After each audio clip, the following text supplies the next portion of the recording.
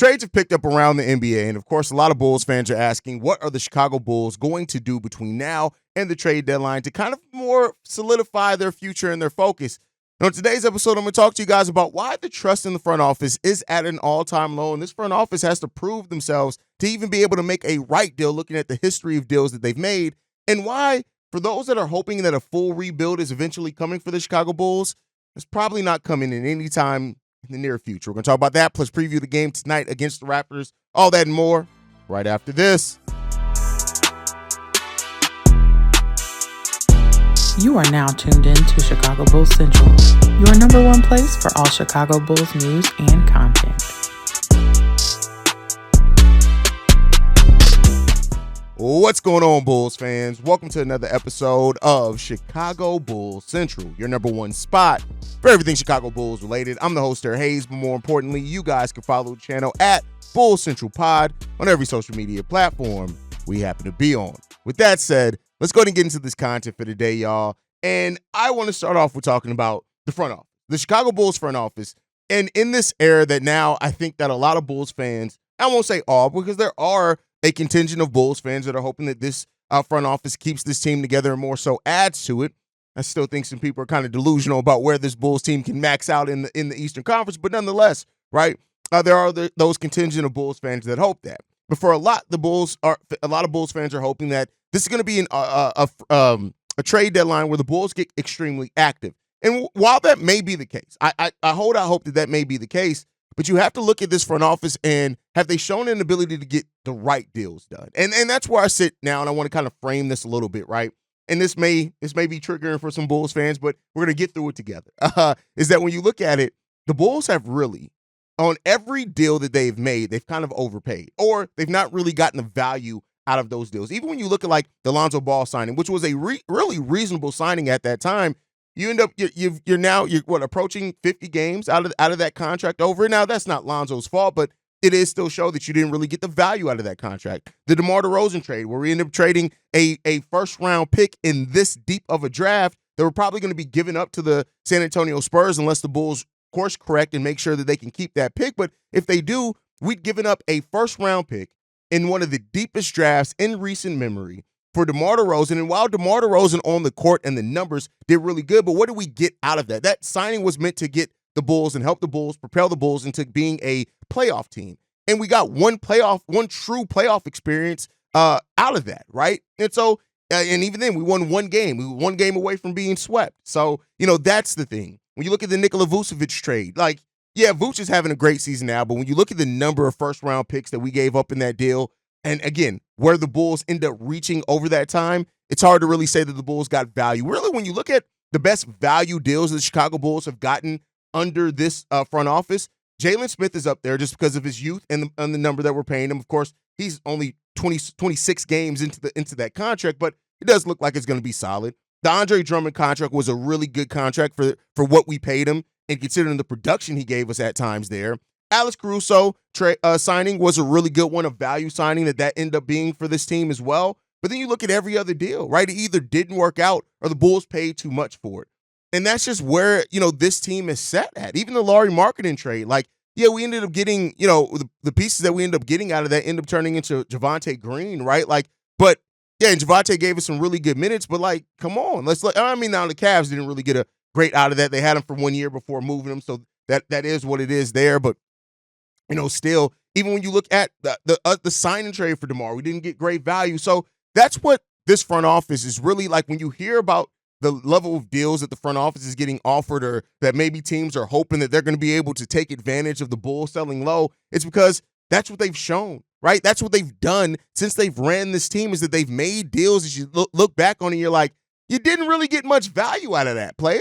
And that's the unfortunate part of this Chicago Bulls team. And that's what this front office really has to do, even in moving on from Alex Caruso, getting Josh Giddey. I know I see some Bulls fans in the comments saying, well, the Bulls won that deal. You really can't say that yet. Like, yeah, we got a good young player out of it, and make no mistake about it, I am more high on Josh Giddey than a lot of Bulls fans, right? And I think that, you got to have the right he's a type of player that you got to have the right roster around him to really get the best out of him, right? So there's that aspect, of course, that plays into it. But so there's those things in it. Like, there's a lot that goes into deals working or not deals working. And so this Bulls team this front office sits in a place where, the market is really looking at the Bulls and asking, like, the rival GMs are going to look at it and say, hey, can we get a little bit more out of the Bulls, right? And then when you look at it, The Athletic put out a poll, right, in which they asked 40 executives to vote for the top 5 organizations. And, of course, the Bulls didn't receive a single vote. That's how the Bulls are viewed amongst their peers, right? Amongst other teams in the league, the Bulls aren't viewed as this great front office, as this innovative front office. And that's what we were supposed to be getting with bringing in Artur, right? We were supposed to be getting this innovative, creative mind when it comes to deals and structuring deals and getting value out of draft picks and these type of things. And so, when you look at where the Bulls stand right now, and I think the collective faith, when you're looking at kind of overall from the Bulls fandom right now, there's a lot of doubt around AK. There's a lot of doubt around Evers. There's a lot of doubt, of course, around leadership and what this team can really do. And that's the scary place to be in because, yeah, this front office can will and deal. They can make a lot of moves this trade deadline, but is it going to be the right move? Is it going to be the moves that really get you out of whatever or solidify your direction? And that's the place where the Bulls sit. And again, it's still a lack of direction. There's somebody who left a comment on the most recent video, or I think the second live, I think it was Saturday's mailbag episode. And they said that the reason that the Bulls lack a direction is because they told us that this isn't the final. That's not direction. That just because a roster isn't finalized, that doesn't mean that you should have a lack of direction. That means you have a lack of completion. And so I think that people are really kind of overlooked. That's not direction. You can have a direction, but not really get to the finished product yet. But you have a path of which you're getting there. And that's what this team has lacked and has continued to lack for a while is that direction. And as long as that's happening, it's going to be this continued thing where there's going to be tons of doubt around what this team could be, right? And if this is the right front office to get it done. Now, that brings me to my next topic, is that there are a lot of Bulls fans that think that with willing and dealing, it means a rebuild's coming. And here's the thing.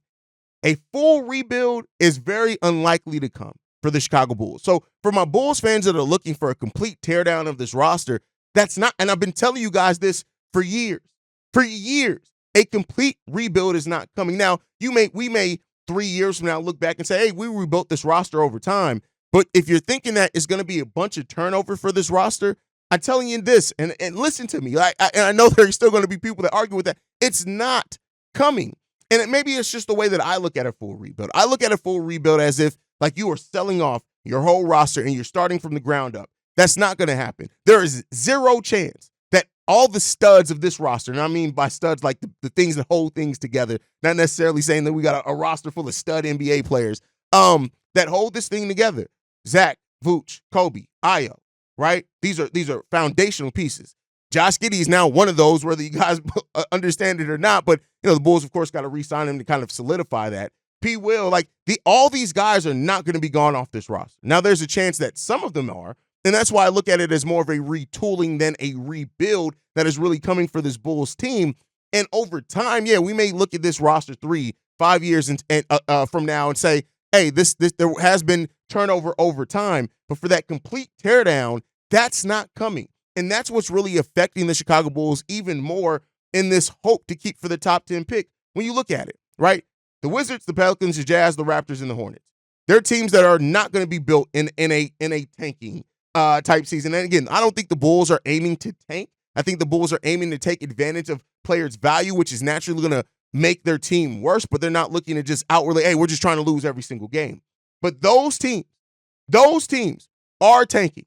It just is what it is. I didn't think the Pelicans were coming into the season tanking, but I think now we're where they are. They're in an advantageous spot to go ahead and tank when it comes down to it. The Trailblazers, the Nets, these teams as well that aren't going to be beat. So when you look at that right there, that's where the Bulls sit. When you look at it, the Nets, the Trailblazers, right? The Nets who are already starting to make moves to course correct their trade.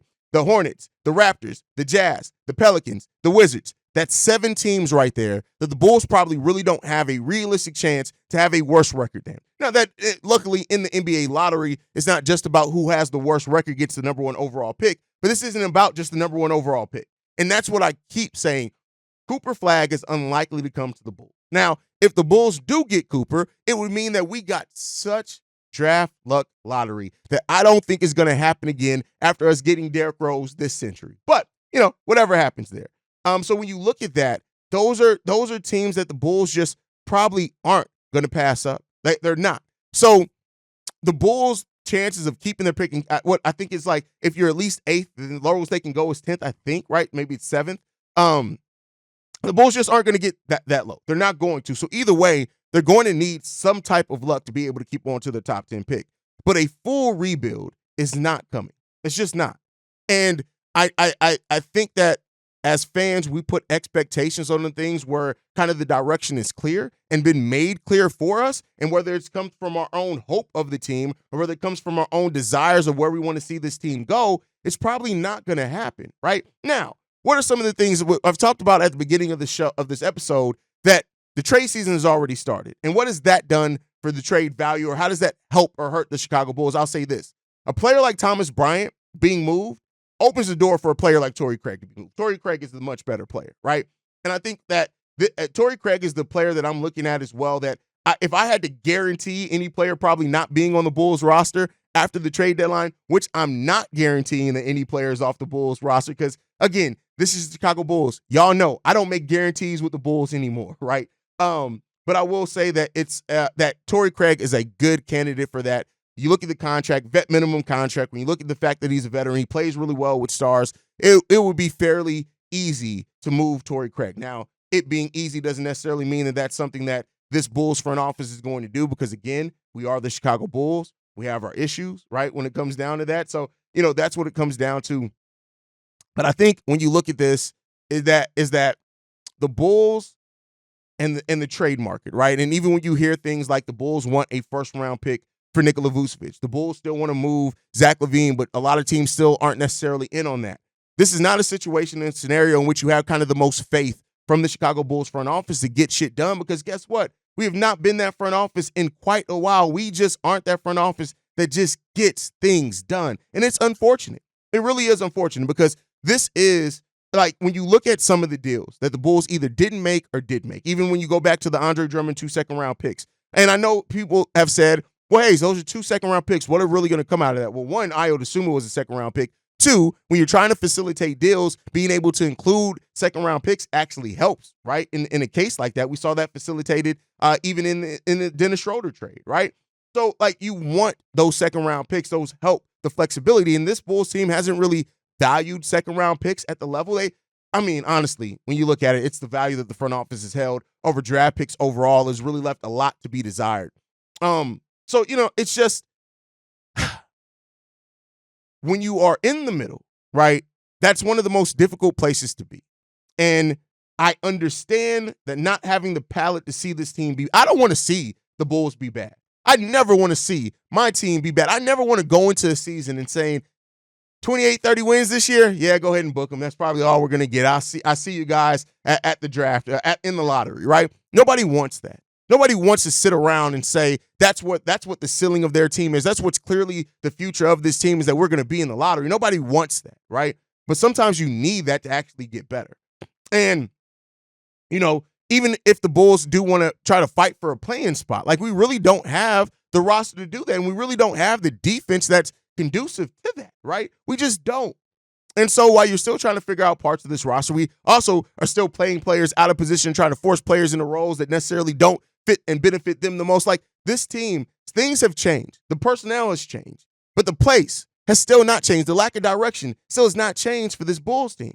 We still sit in a place right now where we don't have that clear direction. We don't have that clear path. We don't have even where it looks like we've adamantly gone one direction or not. It'd be different if Josh Giddey came here and he was this revolutionary point guard that just made everybody better. And again, I'm not blaming him for that, right? But I'm saying that if he had that type of impact on the roster, all right, maybe it's a different thing.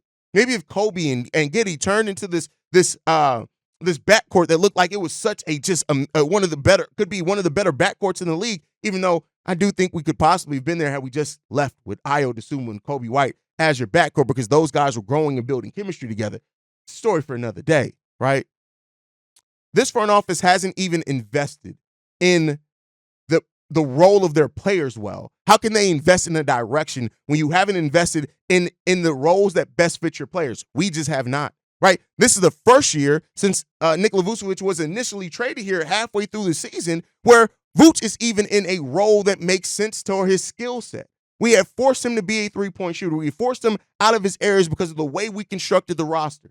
And that's another thing and another downside on this front office as far as having faith in them is that you have some talented players here, but they look less talented with how you build your roster because you take them out of places that out of their strengths. We talked about that with Kobe White, right? Kobe White has now basically just been made a three-point shooter. Almost 65% of his offense is coming from three-point shots. Whereas last year, where over 50% of his offense was coming off drive and mid-range shots and creation and being on ball, you took that away from him, right? You brought in a new player in Josh Giddey. We all knew the defensive limitations of Josh Giddey. Despite him talking about what he wanted to become and how he wanted to become a two-way player and give effort that's great, that's adamant, we knew what Josh Giddey's limitations were. You went on after your Josh Giddey trade to not add the necessary defensive pillars that could help Josh Giddey be successful. Ayo Dosunmu, he's shown now for 2 years that he's better as a starter. Better as a starter. You regulated him to a bench role, which he started off to a slow season, and guess what? He's now waking up because what?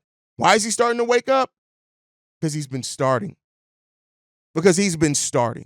The last 10 games, a 16 point per game score on damn near 61% shooting from the field and 46% shooting from three. You know what that sounds like? That sounds like last year's Ayo Dosunmu. You know what he finished that season? Starting, right? Now, Zach LaVine, he moved to the three. It's been pretty successful there. That's great. Also with his mentality changing. That's been good. That's been great. All right. Boom. Right? And then you also have a coach here who, as long as he's here, we all know that we're fighting and competing, and that's great. I will say this. Billy Donovan changed the offense. He has actually used more young players than he did in prior years, because I came into the season expecting Torrey Craig to get a lot of minutes, and he has not been. So shout out to Billy Donovan for changing that there. But the alignment, right? We talk a lot over on Chicago Bears Central about the alignment. You want alignment between your front office, your coach, and your roster. Those things have to be in alignment, right? And it hasn't been. The roster that we have hasn't been in line with how the coach uses them. The coach uses players that hasn't been in line, or in the needs that he hasn't been in line with the roster that the front office has built, because we have some pretty big deficits year after year, year over year. It's one of those things that just keep being evident for this Bulls team. So this front office, really, more than evaluating anything else, the thing that needs to be evaluated the most is this front office. And unfortunately, because of the ownership group that we have, that evaluation probably really isn't being done. You guys let me know how you feel on that down below. Now, outside of that, we do have a game today. The Chicago Bulls take on the Toronto Raptors today. And this is a game where, hey, this could be the injury bowl. This could be a game where you look at it and you're like, who are these guys? We could see a lot of G League players in this game today from both sides. When you look at it, Zach LaVine, lower back spasms, and Dalen Terry with his right knee contusion, they're both questionable. Vooch and Lonzo are probable for today with their respective injuries. And then you have the Raptors are missing Scotty Barnes, Bruce Bowen, and Emmanuel Quickley. So what does that mean? You're going to see a lot of Dick tonight. I'm sorry, I couldn't help but to make that joke. You're going to see a lot of Grady Dick potentially for this Raptors team. And it's going to be one of those games where, listen, this is another game where the Bulls just need to take care of business. That's really what it just comes down to. And that's what we've gotten over the last two wins, is taking care of business wins. We have not always won the games that on paper we should win because of what the other teams are missing. The Bulls did that the last couple of games. We need to do that again, right? That's what it comes down to. The Raptors are missing some key components to their team. They're missing the player that they're building around now in Scotty Barnes. But make no mistake, RJ Barrett is still leading that team in scoring. Grady Dick is averaging 18 points per game for that team. Jakob Poeltl is averaging 16. So this is still a team that has some significant firepower. Ochai Agbaji has been waking up lately and being that player that when I scouted him, I thought that he could be. So this is still a team that, because of the way that they could still spread out their offense, can absolutely give the Chicago Bulls fits. And as we've talked about since the beginning of the season, this is not a Chicago Bulls team that can take any team lightly by any stretch of the imagination. The Bulls got to be locked in today. And if the Bulls are not locked in today, it's going to be a long day for them. And defensively, because of where the Bulls sit defensively, yes, we're the fifth best offense in the league per points per game. And you look at the Raptors, they're right in the middle of the pack. They're averaging 112 points per game, but they're missing some key components. But with how bad the Bulls are defensively, that's where it always leaves a door open for a team to get in. Now, the Toronto Raptors aren't a great team defensively either. They're one of the bottom 5 teams in the league defensively. They give up 117 points per game. The Bulls give up 122 points per game. Still crazy to say that. So the Bulls got to be on their P's and Q's today, because the Raptors do have enough defense to where if they get some hot players offensively, that they can really give the Bulls fits. And so let's see if that's going to be the case, if the Bulls are prepared like they need to be tonight. And we'll be here covering it all live here on the channel. Make sure you guys are following us at Bull Central Pod. You can send us any feedback, questions, comments, concerns. BullCentralPod@gmail.com. Lastly, if you want to leave a text message and our voicemail for the mailbag, the number to do so, 773-270-2799. We're the number 1 spot for everything Chicago Bulls related. That's thanks to you, lovely and beautiful people. And like I like to end every episode on, go Bulls. Love you guys. See Red if you can, y'all. Peace. This has been a presentation of the Break Media.